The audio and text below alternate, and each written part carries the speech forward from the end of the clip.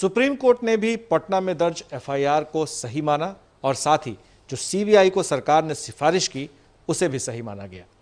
ऐसे में हमारे साथ बात करने के लिए हैं बिहार के एडवोकेट जनरल ललित किशोर जी, जो बताएंगे। जब हमने पिछली बार बात की थी तो आपने कहा था कि आप यह बात अच्छी तरह से जानते थे कि यह मामला सीबीआई को ही जाएगा, आपने व्यक्तिगत राय भी दी थी। आखिरकार सीबीआई को चला गया। जो आदेश आया है उसको पढ़कर आपको क्या लगता है कि जो आपने कहा था उस वक्त में कि किस तरीके से हाई सुप्रीम कोर्ट इस मामले को लेगा और आपका एफआईआर सही है, सिफारिश भी सही है, इसको किस रूप में आप देख रहे हैं? देखिए, सबसे पहले तो मैं ये कहना चाहूँगा कि आज माननीय सर्वोच्च न्यायालय ने एक ऐतिहासिक न्याय निर्णय लिया है। न्याय की जीत हुई है। सुशांत के परिवार वालों को न्याय मिलने की जो उम्मीद थी वो आज धरातल पर आई है। मैं पहले भी कहा था कि अगर उस एफआईआर को अगर कोई इन बिटवीन लाइन पढ़ेगा तो यह स्पष्ट हो जाएगा कि पटना पुलिस को जुरिडिक्शन था एफआईआर दर्ज करने का। माननीय सर्वोच्च न्यायालय ने अपने न्याय निर्णय में स्पष्ट किया है कि पटना पुलिस ने जो एफआईआर दर्ज किया वो लॉफुल था, वो लीगल था, कानून के दायरे के अंदर था। माननीय सर्वोच्च न्यायालय ने ये भी कहा कि उसके आधार पर जो पटना पुलिस इन्वेस्टिगेशन शुरू की वो भी लॉफुल था। और उसके बाद इस बीच में चूँकि मुंबई पुलिस ने पटना पुलिस को लॉजिस्टिक सपोर्ट तो क्या देना, इवन जो यहाँ के एक सीनियर आईपीएस ऑफिसर इस इन्वेस्टिगेशन के संबंध में गए तो उन्हें एयरपोर्ट से ही क्वारंटाइन कर दिया गया। इन सब को देखते हुए सुशांत के परिवार वालों ने राज्य सरकार के पास एक आवेदन दिया कि इसमें proper investigation, transparent investigation, impartial investigation केवल सीबीआई के द्वारा ही संभव है, क्योंकि बम्बई पुलिस बिहार पुलिस को सपोर्ट नहीं कर रही है। उस पर राज्य सरकार ने अनुशंसा की भारत सरकार को कि इस केस का इन्वेस्टिगेशन सीबीआई के द्वारा हो। इस पर महाराष्ट्र सरकार ने कड़ी आपत्ति जताई। उन्होंने इसकी वैधता को चैलेंज किया, लेकिन मुझे प्रसन्नता है कि माननीय सर्वोच्च न्यायालय ने अपने न्याय निर्णय में ये दिया कि जो बिहार सरकार ने अनुशंसा की थी सीबीआई से इन्वेस्टिगेशन कराने का इस एफआईआर के आधार पर, वो भी लीगल और लॉफुल था। और माननीय सर्वोच्च न्यायालय ने कहा कि जो इन्वेस्टिगेशन सीबीआई कर रही है, ongoing investigation, that will continue.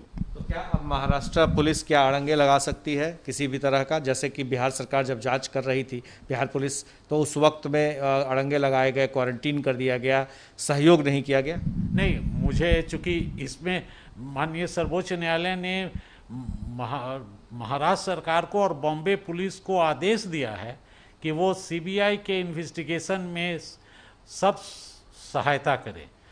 माननीय सर्वोच्च न्यायालय ने आर्टिकल 142 ऑफ द कॉन्स्टिट्यूशन के अंतर्गत ये आदेश दिया है कि इसमें ट्रांसपेरेंट, इम्पार्शियल इंक्वायरी इन्वेस्टिगेशन के लिए सीबीआई ही सक्षम एजेंसी है।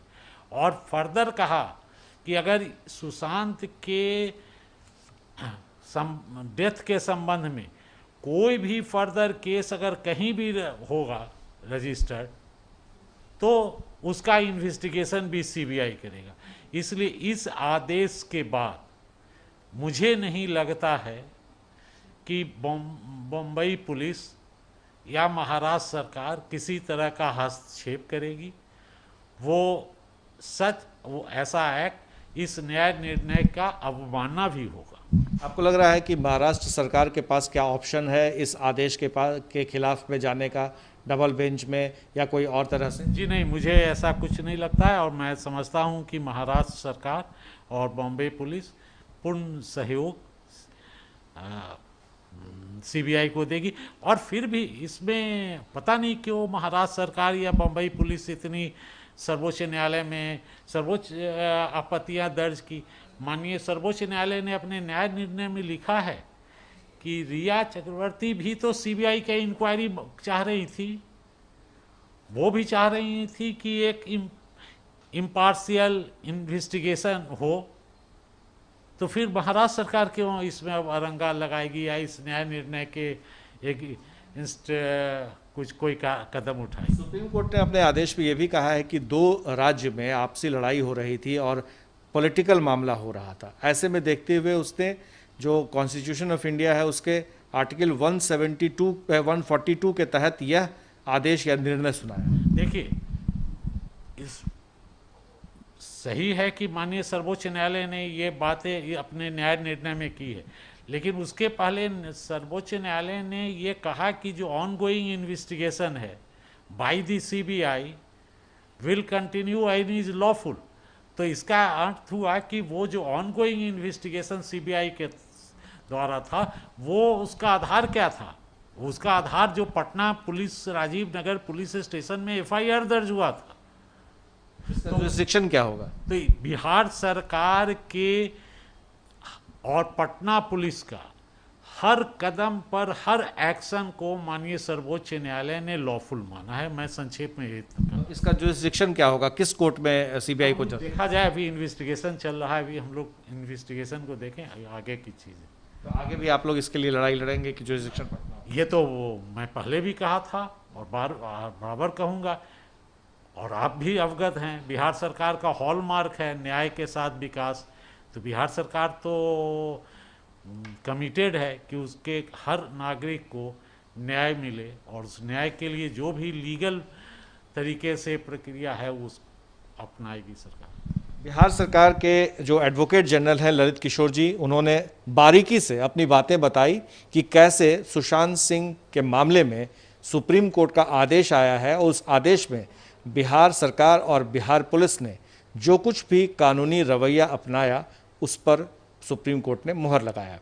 अब बात रही कि इस इन्वेस्टिगेशन, ये जो जांच सीबीआई कर रही है, उस पर अब मुंबई पुलिस क्या करती है, उसका क्या रुख होता है, मुंबई सरकार का क्या रुख होता है, ये देखना दिलचस्प होगा। लेकिन फिलहाल सीबीआई की इंक्वायरी में उन्हें सहयोग देना ही होगा। अगर नहीं देते हैं तो ये अवमानना माना जाएगा।